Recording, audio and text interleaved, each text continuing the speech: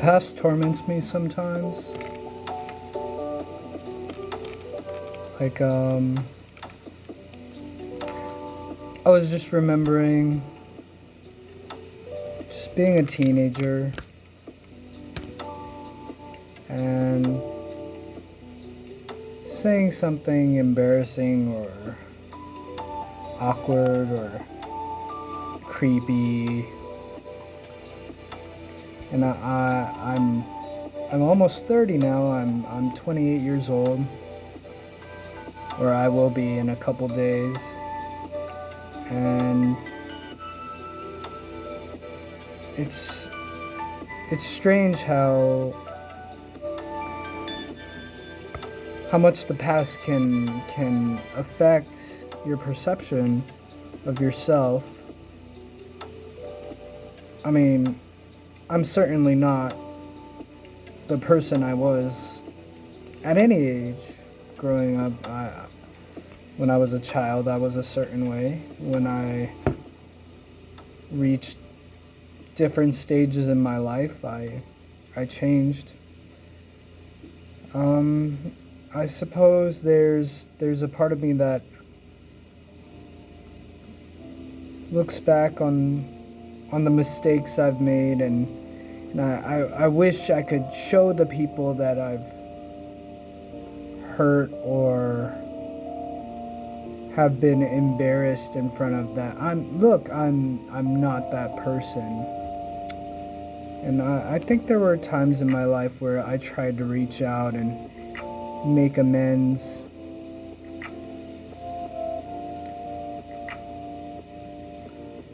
I have come to realize that sometimes is necessary, making amends, but realizing that sometimes the best thing to do is to move on, and the best amend that you can make is to leave the person alone. And not just that,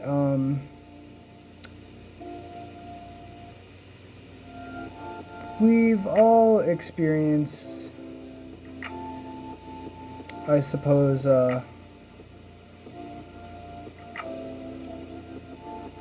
wrong done to us. And I like the saying forgive and forget. I do like that. I agree to forgive, to move on. I don't necessarily agree with forgetting. If someone has hurt you in the past, it's good to remember what they did. Maybe they're not that kind of person anymore, but why take that chance? You can still be cautious. But to forgive, to move on, that's better for yourself. And to say, if the person has, I suppose, that's why we have the criminal justice system. If they've done their time, so to speak, then perhaps they should be afforded a second opportunity to re-enter society. But as individuals, we choose who to let into our little worlds, for we each have our own little world.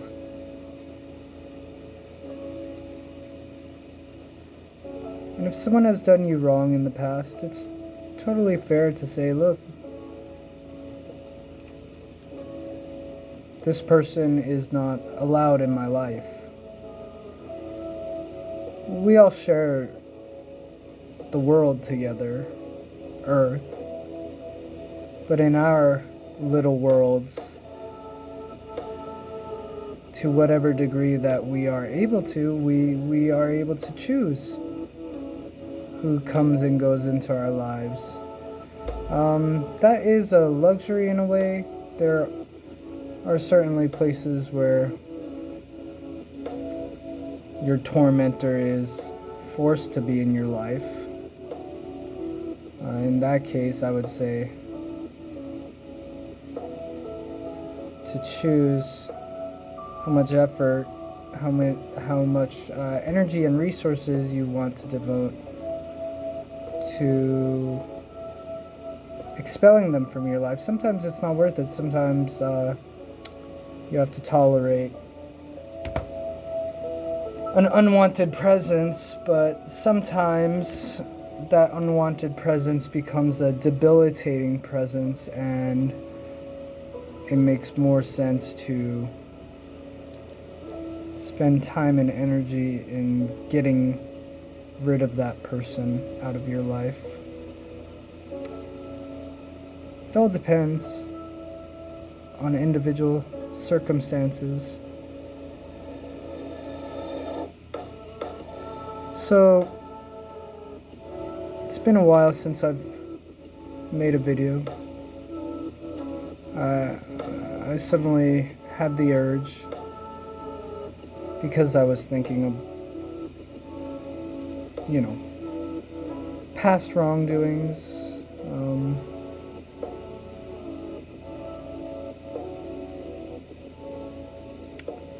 Regret is a powerful emotion. I don't believe in, what do you call it? There's quotes I see floating around like, live life with no regrets, blah, blah, blah. It's this idea that, to do whatever you're thinking of doing, and not die wishing you had done something. That's the general idea, but I feel the saying is misleading because to have regrets is to be human, and regrets are a good thing. Regrets means you're growing and you're learning how to be a better person. And we all need regret. I would say that I still have regrets sometimes. Things I wish I had done or hadn't done. That's natural. We learn from that, and hopefully we keep growing and learning. The thing I will say, I call these the 3 R's. Regret is useless unless you have the other 2 R words. So there's regret, and then there's remorse, and then repentance. And I would say remorse, so regret is feeling the initial, I wish I hadn't done that. For whatever reason, consequences of a certain kind arise, and that's why we feel regret. We're wishing we didn't have to experience the consequences of our actions or our inaction. And then with remorse is to feel guilty and to reflect on the actions that were taken. So remorse is important when considering regret, because without remorse there's simply, I wish I hadn't done that, and then you move on and you repeat the same actions again, and you repeat a never-ending cycle of, I wish I hadn't done that, moving on. You do the same thing. I wish I hadn't done that. But with remorse, one can look back and they feel guilty and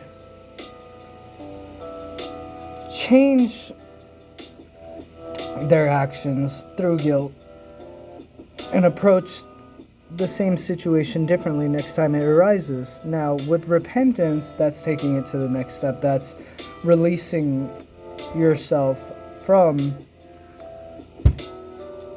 regret and remorse and realizing that you are not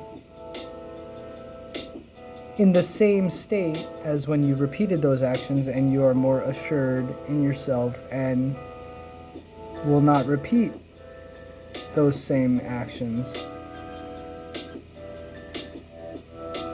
So regret, remorse, and repentance. Repentance is exalting yourself. It's a release. So I hope this makes sense, and perhaps anyone who sees this gains some solace, and perhaps can help you gain some perspective on how to think about regret and how to free yourself from the endless cycle of regret.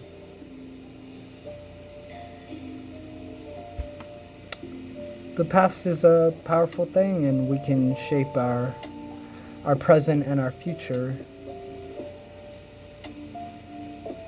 by how we approach the past and how we reflect on the past.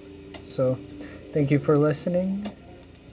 I'm Timmy Hayes. This is mainly a music channel, and I hope to see you again. Peace out.